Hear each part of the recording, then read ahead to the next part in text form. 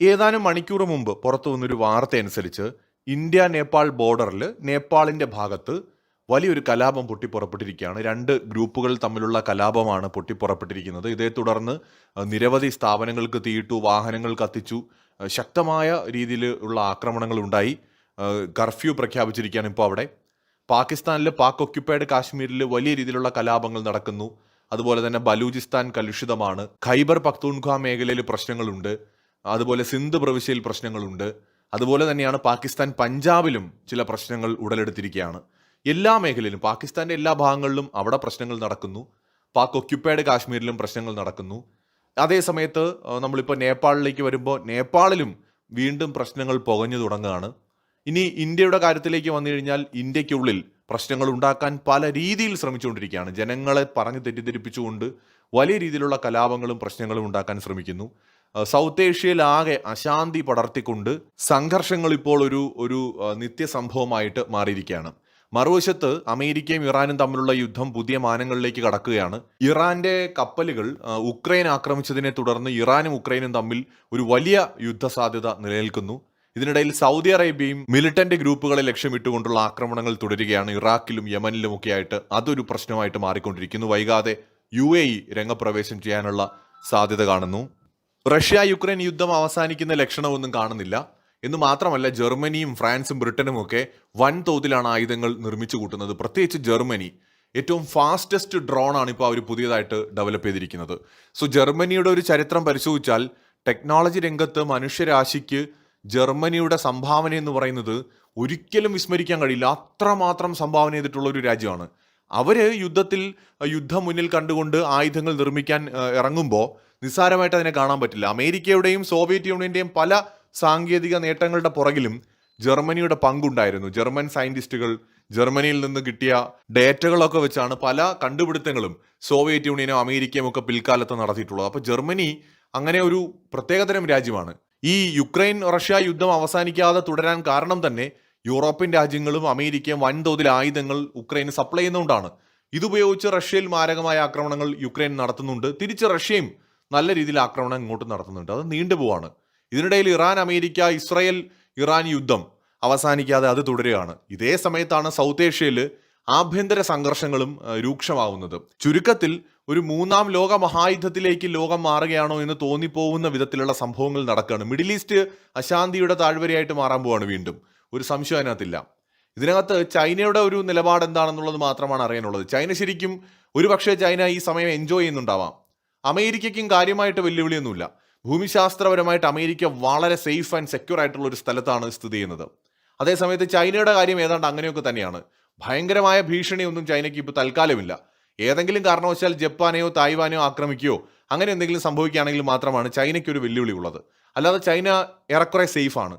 China കുറച്ച് മാറിയാണ്. ഏഷ്യയിൽ തന്നെ ഒരു സൈഡിൽ ഒതുങ്ങി കിടക്കുന്ന രാജ്യമാണ്. എന്നാൽ ഇന്ത്യയുടെ കാര്യം അങ്ങനെയല്ല. ഇന്ത്യൻ മഹാസമുദ്രത്തിന് സെന്ററിലുള്ള രാജ്യമാണ്. സൗത്ത് ഏഷ്യ ഓൾറെഡി ഒരു സംഘർഷ മേഖലയാണ്. നമുക്കറിയാവുന്ന പോലെ ബംഗ്ലാദേശ് ഇപ്പോൾ ഒന്ന് തണുത്തിരിക്കുന്നേ ഉള്ളൂ. വലിയ പ്രശ്നങ്ങൾ എപ്പോൾ വേണമെങ്കിലും ഉണ്ടാവാം. ഈ ബംഗ്ലാദേശ് ഒരു വശത്ത് ഒരു പ്രശ്നമായിട്ട് നിൽക്കുന്നു. പാകിസ്ഥാന്റെ ഒരു പ്രശ്നമുണ്ട്. നേപ്പാൾ ആഭ്യന്തര പ്രശ്നങ്ങളിലാണ്. ശ്രീലങ്ക തൽക്കാലം ശാന്തമാണെങ്കിലും എന്നും ഇങ്ങനെ ആകുമെന്നൊന്നും പറയാൻ പറ്റില്ല. അതുപോലെയാണ് മിഡിൽ ഈസ്റ്റ് സംഘർഷഭരിതമാണ്. അതുപോലെയാണ് ഇപ്പോൾ യൂറോപ്പിന്റെ അവസ്ഥ. അപ്പോൾ ചുരുക്കത്തിൽ ഒരു വലിയ യുദ്ധം ഉണ്ടാകാനുള്ള എല്ലാ സാഹചര്യങ്ങളും ഈ നൂറ്റാണ്ടിൽ ഒത്തുവരികയാണ്. അതല്ലെങ്കിൽ ലോകക്രമം അപ്പാടെ മാറുകയാണ്. എത്ര നാൾ ലോകത്തിന് ഈ സാഹചര്യം മുന്നോട്ട് കൊണ്ടുപോകാൻ പറ്റുമെന്ന് നമുക്കറിയില്ല. കാരണം യുദ്ധം കൂടുതൽ ശക്തമാകുന്നത് ലോകരാജ്യങ്ങളെ കൂടുതൽ പ്രതിസന്ധിയിലാക്കും. അത് ആഭ്യന്തര സംഘർഷങ്ങളിലേക്ക് നയിക്കും. ഇപ്പൊ ഇന്ത്യയിൽ തന്നെ ഇപ്പൊ നമുക്ക് വിലക്കയറ്റം അല്ലെങ്കിൽ പെട്രോൾ ലഭ്യത കുറയുന്നത്, പാചകവാതകത്തിന്റെ ലഭ്യത കുറയുന്നതൊക്കെ തന്നെ കുറെ കാലം കഴിയുമ്പോൾ അത് വലിയ പ്രശ്നമായിട്ട് മാറും. ഇപ്പൊ ഗവൺമെന്റ് മാക്സിമം സപ്ലൈ മാക്സിമം ഇവിടെ നമുക്ക് ആവശ്യമായിട്ടുള്ളത് കണ്ടെത്തുന്നുണ്ട്. നമ്മുടെ ആവശ്യങ്ങളൊക്കെ നടന്നു പോകുന്നുണ്ട്, ശരിയാണ്. പക്ഷേ യുദ്ധം കൂടുതൽ രൂക്ഷമാവുകയും റഷ്യയുടെ അവിടെ നിന്നുള്ള എണ്ണയുടെ വരവ് നിൽക്കുകയും അതുപോലെ തന്നെ നമ്മുടെ ഗൾഫ് റീജിയൻ വീണ്ടും വലിയ സംഘർഷത്തിലേക്ക് പോവുകയും ചെയ്തു കഴിഞ്ഞാൽ എണ്ണയുടെ ലഭ്യത വളരെയധികം കുറയും. അങ്ങനെ ഒരു സാഹചര്യത്തിൽ വലിയ വില കൊടുക്കേണ്ടി വരും. ഇവിടെയും വിലക്കയറ്റം ഉണ്ടാവും. ലോകം മുഴുവൻ അത് എഫക്റ്റ് ചെയ്യും. ആ സമയത്ത് കലാപകാരികളായിട്ടുള്ള മനുഷ്യർ അത്തരം അവസരങ്ങൾ ഉപയോഗപ്പെടുത്തും. അത് ആഭ്യന്തര കലാപങ്ങൾ പല രാജ്യങ്ങളിലും ഉണ്ടാക്കും. പല രാജ്യങ്ങളും സാമ്പത്തികമായി തകരും. അപ്പം ഇത് ശരിക്കും പറഞ്ഞാൽ വല്ലാത്തൊരു വലിയൊരു പ്രശ്നമായിട്ട് മാറിക്കൊണ്ടിരിക്കുകയാണ്. ലോകം അതീവ ഗൗരവത്തോടെ പരിഹരിക്കേണ്ട ഒരു പ്രശ്നമാണ്. പക്ഷേ ദൗർഭാഗ്യകരമായിട്ടുള്ള കാര്യം എന്താണെന്ന് വെച്ചാൽ ഐക്യരാഷ്ട്രസഭയൊക്കെ തീർത്തും നിഷ്ക്രിയമാണ്. അതൊന്നും ഒരു പ്രയോജനമില്ലാത്ത രീതിയിൽ മാറിക്കഴിഞ്ഞു. ഒരു മൂന്നാം ലോക മഹായുദ്ധം ഉണ്ടാകരുത് എന്ന ലക്ഷ്യം കൂടെ ഉണ്ടായിരുന്നു ഐക്യരാഷ്ട്രസഭ സ്ഥാപിക്കുമ്പോൾ. ഇന്നിപ്പോൾ വലിയൊരു ലോക യുദ്ധത്തിലേക്ക് ലോകം നീങ്ങിക്കൊണ്ടിരിക്കുമ്പോൾ ശരിക്കും ഐക്യരാഷ്ട്രസഭ നോക്കുകുത്തിയാണ്. റഷ്യ യുക്രൈൻ യുദ്ധം അവസാനിപ്പിക്കാൻ അവർക്ക് കഴിയുന്നില്ല.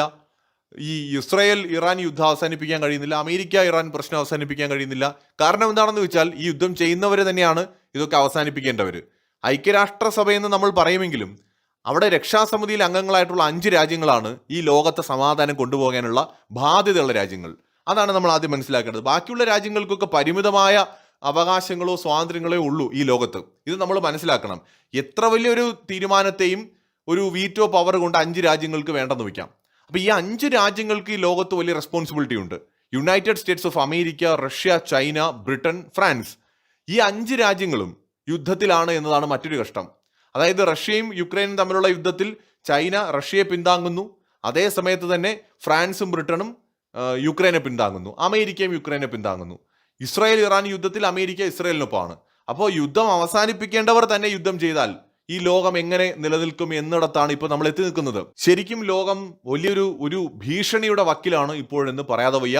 നമ്മൾ കഴിഞ്ഞൊരു 10-30 വർഷത്തെ ചരിത്രം എടുത്താൽ ഇതുപോലെ നീണ്ടുപോയ യുദ്ധങ്ങൾ വളരെ കുറവാണ്. പ്രത്യേകിച്ച് വലിയ ശക്തികൾ ഇൻവോൾവ് ആയിട്ടുള്ള യുദ്ധങ്ങൾ. 2ാം ലോക മഹായുദ്ധത്തിന് ശേഷം വലിയ ശക്തികൾ വളരെ ആക്റ്റീവായിട്ട് ഇടപെട്ട യുദ്ധങ്ങൾ വളരെ കുറച്ചേ ഉണ്ടായിട്ടുള്ളൂ. എന്നാൽ അതിൽ തന്നെ ഇത്ര കാലം നീണ്ടുപോകുന്നൊരു യുദ്ധം അപൂർവങ്ങളിൽ അപൂർവമാണ്. റഷ്യ യുക്രൈൻ യുദ്ധത്തിന്റെ കാര്യം എടുക്കാം. അതുപോലെ ഇറാൻ അമേരിക്ക യുദ്ധം നീണ്ടുപോവാണ്. അത് അടുത്ത കാലത്തൊന്നും അവസാനിക്കാനുള്ള ഒരു സാധ്യതയും നിലവിൽ കാണുന്നില്ല. എന്തായിത്തീരും ഇതിന്റെ ഫലമെന്ന് നമുക്കറിയില്ല. ഈ രാജ്യത്തെ ജനങ്ങൾ മനസ്സിലാക്കേണ്ടത് വളരെ അസാധാരണമായ ഒരു സാഹചര്യമാണ് നമ്മൾ ലോകത്ത് നേരിട്ടുകൊണ്ടിരിക്കുന്നത്. രാജ്യത്തെ പൗരന്മാർ എന്ന നിലയിൽ ഒരുപാട് കാര്യങ്ങളിൽ ചിലപ്പോൾ നമ്മൾ സാക്രിഫൈസ് ചെയ്യേണ്ടി വരും. ആ സമയത്ത് നമ്മൾ തമ്മിലടിച്ചുകൊണ്ടിരുന്നു കഴിഞ്ഞാൽ ഭാവിയിൽ നമ്മുടെ രാജ്യം വലിയ വെല്ലുവിളികളായിരിക്കും നേരിടാൻ പോകുന്നത്. മറ്റൊരു വീഡിയോയുമായി വീണ്ടും കാണാം.